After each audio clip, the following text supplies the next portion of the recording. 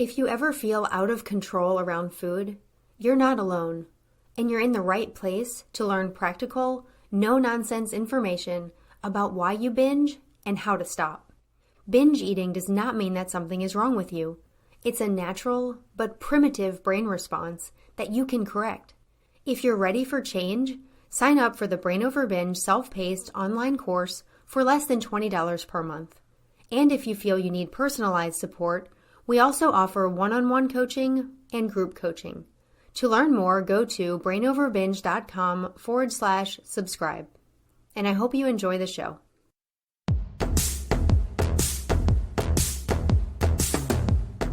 Welcome to the Brain Over Binge podcast, where you learn a simple, brain-based approach to ending binge eating. I'm so glad you're here, and I hope you take away many useful ideas from today's show.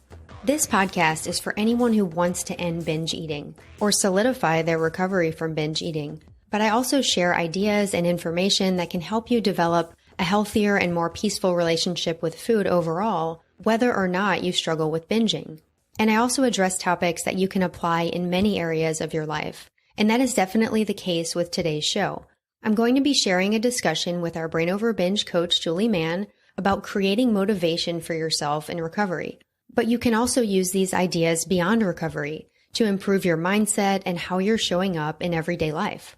As a quick reminder, if you're new to the Brain Over Binge approach and you want to learn the key ideas before diving deeper into this podcast, you can get my free ebook, The Brain Over Binge Basics, either on the homepage at brainoverbinge.com or through the link in the show description.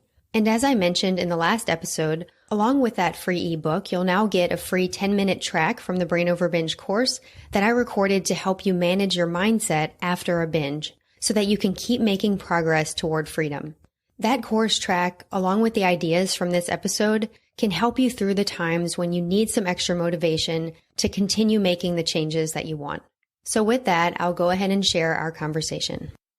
Today I'm here with Julie Mann, our awesome Brain Over Binge coach, and we are going to talk about the topic of motivation. This is something we wanted to talk about today because a lot of times in the beginning of the year, in January, people have a lot of motivation and can really visualize the change that they want. And sometime around the end of January into February, maybe you may feel like you're losing some of that motivation.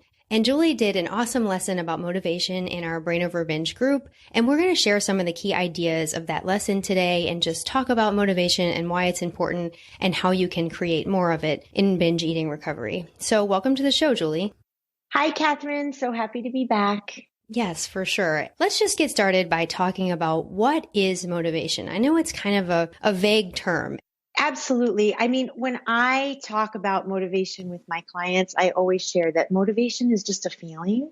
It's a feeling like any other feeling we have, and it comes from our thoughts, and that it's actually something that we can generate on purpose for anything that we want in life. Yeah, that's so interesting that it's just a feeling. And I love that you teach that you can generate more of it. I think people sometimes just wait for motivation to come, like as if it's something that's just going to come to you. So I love that you flip it and tell people that you can create it whenever you want. And it doesn't have to be just in the beginning of the year or on a big occasion. You can generate it every day.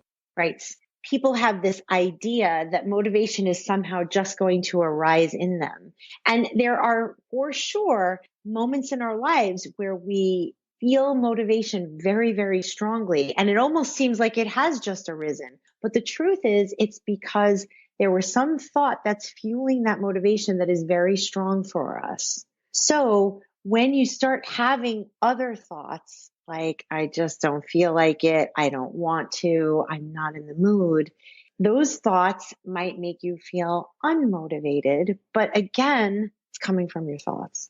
Yeah, and I love that you mentioned those demotivating thoughts, because if you believe those thoughts, that takes your motivation away. And I know that was a big thing for me when I'm trying to recover from binge eating. It was like, I'll do it tomorrow, or I just don't feel like it today. And I know that's the case for a lot of people trying to recover. So can you talk a little more about the demotivating thoughts and sort of how you can overcome them? Yeah, well, I think that actually it's just remembering that those demotivating thoughts are just thoughts like anything else. That's the first thing. And they may sound like a valid reason, but all it is that you've forgotten what you really want for yourself in the moment. There are plenty of things in life that we don't always feel like doing, but we do them anyway because we want the results, like getting out of bed in the morning or going to work, right? And so it's the same thing with recovery. There might be a day when you wake up and you hear, I just don't feel like it today.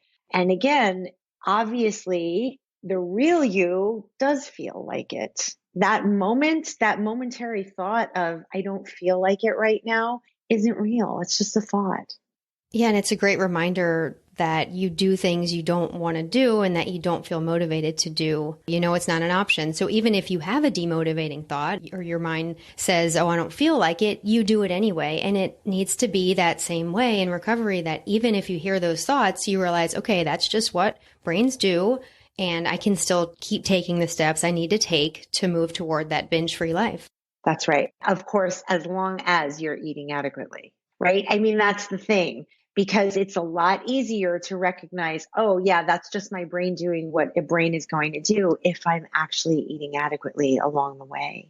It's great that you brought that up, because I think a lot of times the motivation in the beginning of the year is surrounding diets, and it's surrounding, let's try to lose weight and let's try to eat less. And our brains are not wired to be able to cope with that. And you have to eat adequately to recover from binging. So we're not talking about the motivation to stick to a diet. Exactly. And also the other piece of this, which gets back to an earlier podcast we did about being imperfect, is that the setup often in the beginning of the year is, okay, I'm going to never binge again, or I'm going to eat perfectly, because it's the start of the year. And the truth is that perfection doesn't exist. And so that setup can also lead to people feeling demoralized or demotivated. Oh, I blew it. I wanted to be perfect since January and I wasn't. And so now forget about it. Yeah, just to realize that you can have a slip, you can have, a time where you don't eat perfectly. Of course, we talk about that so much on the podcast. There is no such thing as perfection, but you can keep going. Now, one thing I want to talk about is, it kind of relates to what you were saying. There's going to be obstacles along the way. So a lot of times when there is an obstacle, it's easy to then lose your motivation. But how can you stay motivated through obstacles, or even, expect the obstacles to come and still keep moving? Yeah, I mean, I think that's what I was trying to say, is that I don't even call them slips, right? It's like obstacles are going to come, learning moments are going to arise, and you just keep moving forward. That's the setup that I want people to move away from. Like, oh, if anybody listening between January and now didn't have a perfect streak, quote unquote, of binge-free days, it doesn't matter. It's perfect. There was learning in that. Just keep moving forward. That's what we want. That's the perfection, is having the learning moment and then moving on. That's the first thing. And again, noticing that those moments are going to happen, but motivation for recovery, that's a feeling, and it's a feeling that fuels action, taking steps towards eating adequately, allowing urges in between. And so feelings don't just happen to you. Motivation, it's not accidental. You create it with what you choose to think about it. Yeah. And maybe we can move now into how to create that. How do you change your thoughts or think new thoughts that create that motivation? Yeah. So first thing again is committing to that, recognizing, okay, motivation is a feeling. I need to generate it with my thoughts. That's the first thing. And you want to think about your vision daily, see it in complete detail. What will it look like and feel like and be like to live binge free? Daydream about it, be fueled by that, generate that desire for your vision on purpose.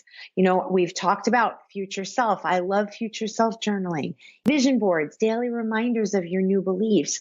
Write down your beliefs, put them all over your house. I say, as a joke, take a vitamin M motivation every day on an empty stomach before you eat your adequate breakfast, right? That's going to drive you to your goal. So really think about thoughts that generate motivation for you, as well as imagining that binge-free life, and work on that every day. Yeah, I love the idea of just visualizing the change that you want to create. You talked about generating motivation, and it reminds me of celebrating your success in recovery, which is one of my components that I teach of how to overcome binging. And it's something that you're so great at in the Brain Over Binge group at just really celebrating everyone's success. And I feel like that creates motivation as well. Absolutely. Every little win, you need to jump up and down, celebrate yourself. Go me. I did it. I call it shine based on BJ Fogg's work in Tiny Habits. It's really, really, really important. Every little win, every time you eat an adequate meal, allow an urge, let it move through you. Go me. I did it. And, repeating that over and over again, that's how you build the momentum. So you have a learning moment, you keep moving forward. And then each time you have a win, celebrating it. And that's what I love. I mean, there are many things I love about you coaching, but when you lead the Brain Over Binge group coaching, like you are so motivating to the people in the group. And I tend to be a little more matter of fact, a little more, less of that. And I love that you bring that motivational factor and really help people celebrate their wins and create that motivation. Yeah. I mean, the thing is, we don't celebrate enough, right? We're always celebrating when we're little children and we celebrate for our children, but for ourselves, there's almost this idea of like, well, I should be able to do that. And instead it's like, no, I'm overcoming something. I'm working through something. I'm developing a new habit. It's not easy making those changes. And it's like, go you, look at you go. So everybody listening, whatever little step you take towards recovery, go you. And, some of the reframes that I love to employ, I've done so much. I've come so far. I have new tools, new support. I'm a different person now.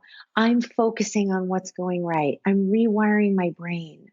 Yeah. And that's a great point too, is that the celebration helps you rewire your brain. It really solidifies those new pathways and just helps making being binge free become effortless over time. Yeah. I mean, it's neural superglue, so those of you who are listening and thinking celebration is corny or it's too silly for me, no, it's the way to change your brain. Yeah. And celebration and even motivation can look different for each person. You may not be someone who wants to jump up and down and really cheer in that way, but there may be another way that you really just internalize it and you say, wow, I did that. And you really just savor that feeling. So celebration doesn't always have to look the same as well as motivation. Maybe to wrap up the show, we could just talk about that and like different ways to motivate yourself, different ways to create that motivation. We talked about that some, but just maybe a few action items. Oh, absolutely. Yeah, I mean, I think that's such a good point also, because I always recommend to people that you need to find your own formula. I'm particularly exuberant. Kathryn maybe isn't. That's a great thing. It's really important to see that, right? Like it's finding your formula, whatever works for you, while also remembering that motivation isn't just going to come. It's something that you want to generate in the way that works for you, that resonates for you. And really just get very, very clear on why you want this. Why do you want this so much for yourself? Get clear on that. Remind yourself of that all the time. What reasons get you excited? Think about that question. What are ways that you can generate motivation for yourself? What obstacles do you see coming up? How can you plan for those? That's perfect. I love how you wrap this up with talking about your why and really knowing why you want recovery for yourself. That really helps create your motivation. So, Julie, thank you so much for coming on the show to talk about motivation. It's been so helpful. Oh, my pleasure, always. I appreciate everyone who listened to this conversation today, and I hope that it inspired you to start creating motivation for yourself every day. To end the show, I want to share the success of one of our Brain Over Binge group members, which I hope will also motivate you to see what's possible. This is from Elizabeth, and she said, after making a decision in 2017 to overcome binge eating once and for all, things are now coming together in a fun and doable way in 2022. Joining group coaching in October 2021 has been a big part of that. There are other people and programs as well that got me here and moved me along, but now I can feel I'm finally inhabiting my new reality with ease. There is something about Kathryn's course recordings combined with live coaching from and with Julie that's getting me to a place now I never thought possible. I was such a hopeless case, but that's now in my past. My reality now is that food is easy for me. Thank you so much, Elizabeth, for sharing your incredible success and providing a great example for others to follow. If you're interested in getting Julie's motivating guidance and support, you can join group coaching anytime at brainoverbinge.com/group. And when you're in the group, you also get access to the full Brain Over Binge course. You can also book a one-on-one session with Julie at brainoverbinge.com/1, the word one, -on-1-coaching. And I've added those links to the show description as well. I appreciate everyone who listened today, and I hope you continue to tune in as you end this habit for good. And I hope you start to truly believe that you have the power to change your brain and live a binge-free life. The Brain Over Binge podcast is produced and recorded by Brain Over Binge Recovery Coaching, LLC. All work is copyrighted by Brain Over Binge Recovery Coaching, LLC, and all rights are reserved. As a disclaimer, the hosts of the Brain Over Binge podcast are not professional counselors or licensed healthcare providers, and this podcast is not a substitute for medical advice or any form of professional therapy. Eating disorders can have serious health consequences, and you are strongly advised to seek medical attention for matters relating to your health. Please get help when you need it, and good luck on your journey.